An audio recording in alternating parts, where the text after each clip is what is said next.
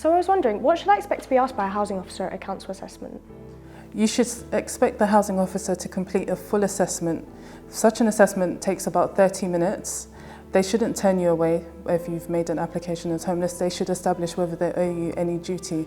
So in order to do that, they need to consider whether you're eligible for housing assistance, whether you're homeless or threatened with homelessness, whether you have a priority need, and whether you're intentionally homeless.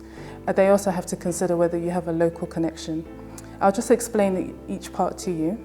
So in terms of whether you're eligible for housing assistance, they need to look at whether you're subject to immigration control. For example, if you're an EEA national and you're exercising your treaty rights by working, or you're self-employed, then you would be considered eligible for housing assistance. If you're a family member of an EEA national who's exercising their treaty rights and have acquired the permanent residence, then you also would be eligible for housing assistance. If you're homeless or rough sleeping or sofa surfing with friends, you would be considered homeless. And if you're eligible for housing assistance, the council would see that you are owed the relief duty and they have to help you relieve your homelessness by helping you secure accommodation for at least 6 months.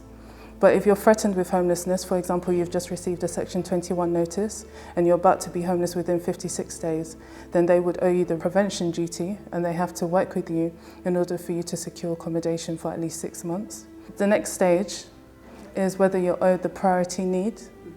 So that means whether you have dependent children, if you're a pregnant woman, the council should look into your medical evidence that you've produced on the day. So if you have a physical or mental health condition, they need to look into whether you're vulnerable as a result of that condition.